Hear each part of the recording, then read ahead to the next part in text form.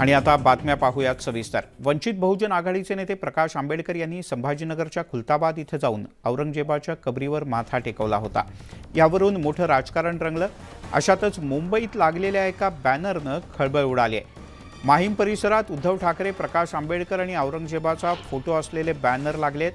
मध्यरात्री अज्ञात इसमानं हे बॅनर लावले आहेत आणि यामुळे एकच खळबळ उडाली आहे। सकाळी हे बॅनर पाहिल्यानंतर त्याची एकच चर्चा सुरू झाली। स्थानिक शिवसैनिकांनी तात्काळ हे बॅनर हटवले।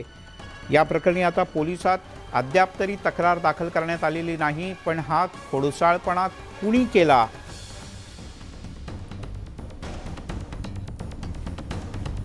याचा तपास औपचारिकरित्या केला जाऊ शकतो।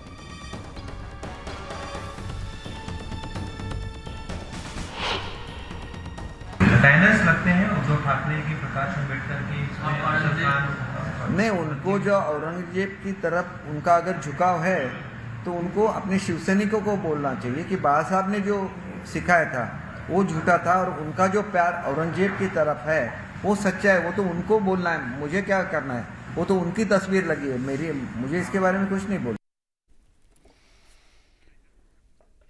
तिकडे कथित कोविड कंत्राट घोटाळा प्रकरण आता चांगलंच गाजणार असं दिसतंय, कारण मुंबई मनपानं कंपनीला वर्क ऑर्डर दिल्याचं पत्रच आता समोर आलंय। या पत्रावर मुंबई महापालिकेचे आयुक्त इक्बाल सिंह चहल यांची सही आहे आणि या सहीचा फोटोच भाजपचे नेते आणि माजी खासदार किरीट सोमय्या यांनी ट्विट केलाय। याच कंपनीला वर्क ऑर्डर देण्यात आली आहे आणि याच कंपनीच्या कामाच्या संदर्भातनं काही गैरव्यवहाराचे मोठे आक्षेप नोंदवण्यात आले आहेत। यावर मुंबई मनपाचे आयुक्त इक्बाल सिंह चहल यांची स्वाक्षरी आहे आणि याच घोटाळ्याची चौकशी आता ईडी करते। या संदर्भात विविध ठिकाणी छापे सुद्धा गेल्या 2 दिवसात ईडीनं घातले आहेत।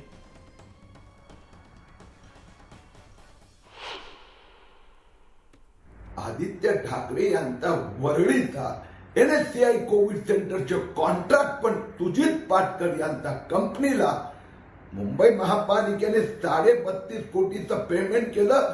त्यांना 25 कोटी या लोकांनी लंपास केले। उद्धव ठाकरे सेनेच्या नेत्यांना कोविडच्या कमाईचा हिशोब द्यावाच लागणार। साताऱ्यातून एक मोठी बातमी हाती येते। साताऱ्यातील खासदार उदयनराजे भोसले आणि आमदार शिवेंद्रराजे भोसले यांच्यात भूमिपूजनावरनं जो वाद झाला होता तो थेट उपमुख्यमंत्री आणि भाजपचे नेते देवेंद्र फडणवीस यांच्या दरबारात पोहोचला। उपमुख्यमंत्री देवेंद्र फडणवीस हे कराडच्या दौऱ्यावर आहेत। यावेळेला खासदार उदयनराजे आणि आमदार शिवेंद्रराजे यांनी देवेंद्र फडणवीस यांची आधी वेगवेगळी आणि मग एकत्र भेट घेतल्याचं कळतं। पहिल्यांदा दोघांनीही वेगवेगळी भेट घेतली आणि त्यानंतर या दोघांची एकत्रित भेट देवेंद्र फडणवीस यांच्यासोबत झाल्याचं कळतं। आगामी निवडणुकीत साताऱ्यातील दोन्ही राजेंमधला वादाचा फटका बसू नये म्हणून फडणवीस यांनी तातडीनं डॅमेज कंट्रोलसाठी दोन्ही राजेंची भेट घेतली आहे। बुधवारी शिवेंद्रराजे यांच्या प्रमुख उपस्थितीत बाजार समितीच्या नव्या जागेच्या भूमिपूजनाचा कार्यक्रम होता, पण तो उदयनराजेंनी उधळून लावला। साताऱ्यात उदयनराजे यांच्यासह 85 जणांच्या विरोधात आता गुन्हा दाखल करण्यात आला आहे, तर शिवेंद्रराजे यांच्यासह 81 जणांच्या विरोधात गुन्हा दाखल करण्यात आला आहे। खिंडवाडीतील संभाजीनगर इथे कृषी उत्पन्न बाजार समितीच्या नूतन इमारतीच्या भूमिपूजनाच्या वेळेला हा वाद झाला होता।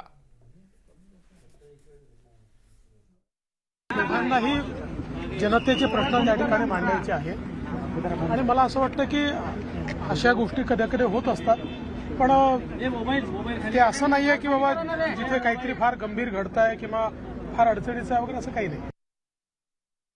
राज्यातील महसूल अधिकाऱ्यांच्या बदल्या महाराष्ट्र प्रशासकीय न्यायाधिकरण अर्थात मॅटनं स्थगित केल्या आहेत। कायदेशीर प्रक्रियेचं पालन न करताच बदल्यांच्या प्रस्तावावर महसूल मंत्र्यांनी सह्या केल्या आणि त्यानंतर मुख्यमंत्र्यांनी त्या प्रस्तावाला मंजुरी दिल्याचा ठपका मॅटनं ठेवलाय।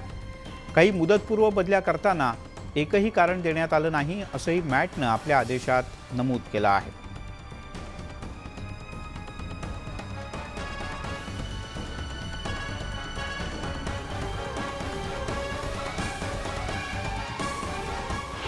मॅटनं स्थगिती दिलेली आहे सरकारनं ज्या काही महसूल विभागाच्या बदल्या आहेत. त्याला काय असं होत असतात, बदल्या होतात, कधी मॅट स्थगिती देतं, मग आम्ही मॅटला सांगतो बरोबर आहे म्हणून मॅट होते. हा काही फार मोठा विषय थोडी आहे काही.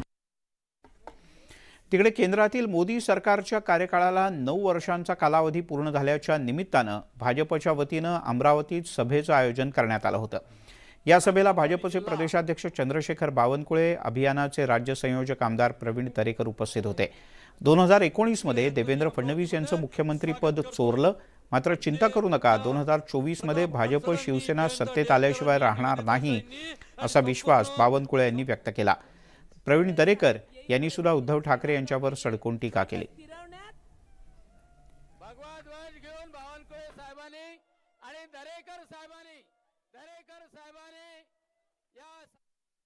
उद्धवजी ठाकरे साहेब 2.5 वर्षाचा आपला कालावधी होता. 2.5 वर्ष कधी आपण घरातनं बाहेर पडला नाहीत, खिशाला कधी पेन लावला नाहीत. ज्या मुंबईसाठी आपण मोर्चा त्या ठिकाणी काढताय, 25 वर्ष मुंबईला लुटलीत. 10 महिन्याच्या कालावधीमध्ये कधी आपल्याला वाटलं नाही त्या मुंबईच्या प्रश्नावर मोर्चा काढावा. उद्धवजी, आपण मुंबईकरांच्या प्रश्नासाठी मोर्चा काढत नाही. त्या ठिकाणी कॅगनी ज्या ठिकाणी जी SIT त्या ठिकाणी नेमले राज्य सरकारने, त्यामुळे उद्धवजी तुमच्या बुडाला आग लागलेली आहे. उद्धवजींच्या बुडाला आग लागली. आता माझ्यावर चौकशीचा ससेमिरा सुरू झालाय. आता मला कुठेतरी त्या ठिकाणी प्रतिकार केला पाहिजे. त्याच्यामुळे मोर्चाचा तुमचा ढोंग आहे. सरड्याला साथ देण्याकरता गरुड पक्षी आला. कोणता आला? त्या गरुडाने काय केलं? गरुडाने सरड्यावर विश्वास ठेवला बिचाऱ्याने. त्या सरड्याला आपल्या अंगावर घेतलं आणि त्या गरुडाने सरड्याची युती केली. युती करून त्याला अंगावर घेतलं. अंगावर घरून आता अंगावर बसल्याबरोबर सरडा रंग बदलतं. सरड्याचा काय स्वभाव आहे? काय स्वभाव आहे?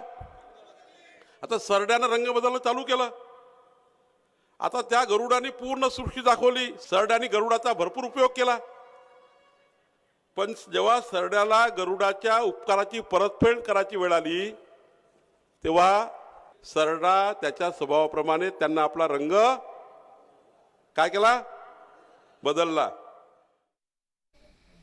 वळूयात पुढच्या काही बातम्यांकडे. बातमी खूप महत्त्वाची आणि दिलासादायक. कोकण किनारपट्टी, मध्य महाराष्ट्र आणि विदर्भात उद्यापासून मान्सूनच्या सरी बरसण्याची शक्यता आहे. तर 24 आणि 25 जून नंतर पावसाचा जोर वाढेल असा अंदाज हवामान विभागानं वर्तवला आहे. मराठवाड्यामधल्या काही भागात मेघगर्जनांसह पावसाची शक्यता आहे. कोकणामध्ये 11 जून रोजी दाखल झालेल्या मोसमी वाऱ्यांच्या पुढच्या वाटचालीसाठी सध्या पोषक स्थिती आहे. जूनच्या शेवटच्या आठवड्यापर्यंत मान्सून सर्वत्र दाखल होईल असा अंदाज वर्तवण्यात आला आहे. मोसमी पावसाचं आगमन लांबल्यानं राज्यातील खरीप हंगाम अडचणीत आला आहे. उद्यापासून पावसाला सुरुवात होण्याची शक्यता असली तरी पेरणीयोग्य पाऊस झाल्याशिवाय पेरण्या करू नयेत असं आवाहन कृषी विभागानं आवर्जून केलं आहे.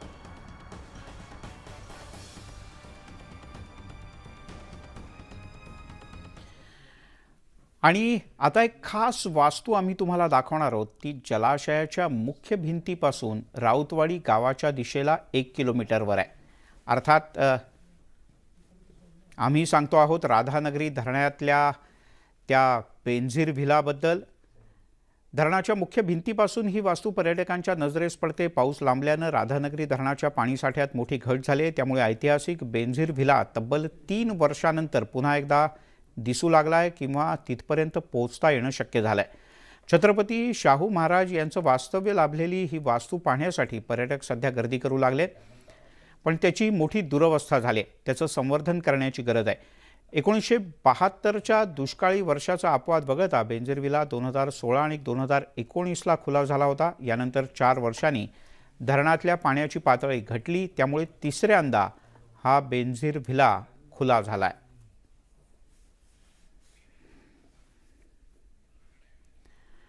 सध्या राज्यात पाणी टंचाईचे तीव्र चटके बसू लागले आहेत. अशातच संभाजीनगरमध्ये पाणी भरण्याच्या कारणावरून 2 गटात हाणामारी झाली. सुधाकर नगर परिसरात ही घटना घडली. पाणी आधी कोणी भरायचं यावरून वाद सुरू झाला आणि या वादाचं पर्यावसान हाणामारीत.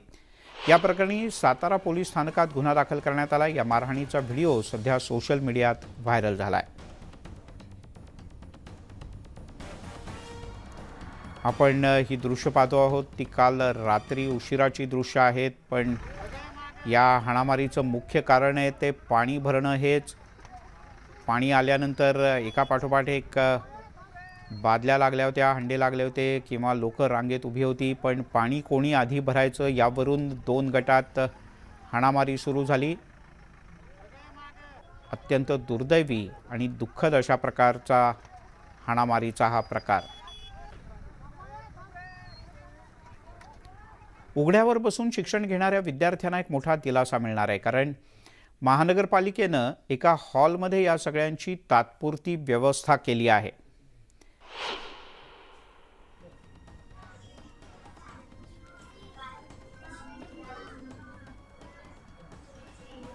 देवरीच्या विद्यार्थ्यांना यामुळे मोठा दिलासा मिळाला आहे. जळगाव जिल्ह्यातली ही बातमी आहे. जळगाव जिल्ह्याच्या देवरीमध्ये अत्यंत मोडकळीस आलेल्या शाळेमध्ये विद्यार्थी शिक्षण घेत होते.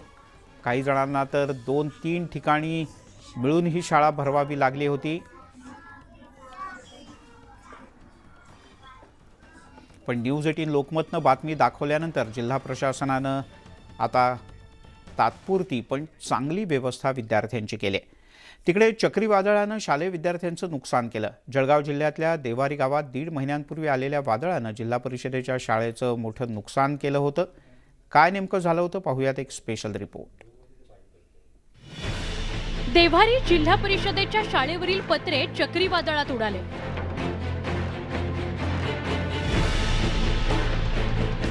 तसंच शाळेच्या भिंतीही पडल्यानं मोठं नुकसान झालं. शाळेचा एकही वर्ग बसण्यासाठी शिल्लक राहिलेला नाही. त्यामुळे विद्यार्थ्यांना अंगणवाडीच्या खोलीत किंवा प्रांगणात बसून शिक्षण घेण्याची वेळ आली. या शाळेच्या सर्वच खोल्या पत्रांच्या आहेत आणि ते खूप मोठ्या प्रमाणात हवा तेज असल्यामुळे सगळे पत्र उडून गेलेले आहेत आणि विद्यार्थ्यांची आणि शिक्षकांची सुद्धा गैरसोय या ठिकाणी झालेली आहे. शासनाने वेळेस मदत जर दिली तर या ठिकाणी विद्यार्थ्याची सोय होऊ शकते. पालकमंत्री गुलाबराव पाटील यांच्या आदेशानंतरही प्रशासनानं दुर्लक्ष केलंय.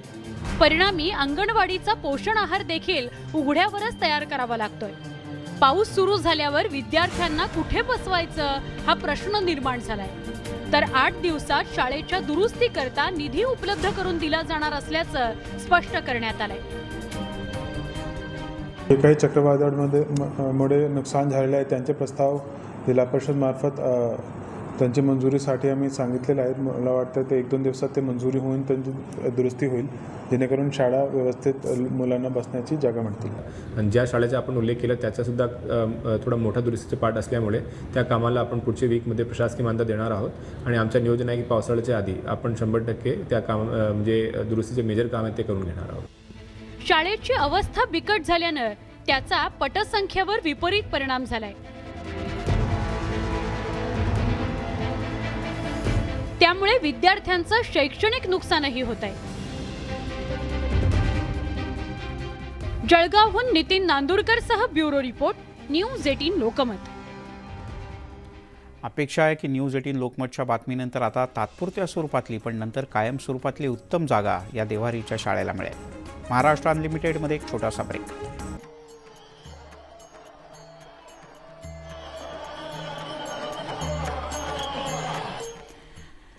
आणि विठुनामाचा हा गजर आणि सोहळा न्यूज 18 लोकमतवर तसाच सुरू राहणार आहे. या बुलेटिनमध्ये इथेच थांबूयात, पण जाता जाता एक नजर टाकूयात राज्यातल्या प्रमुख शहरांमधल्या तापमानावर.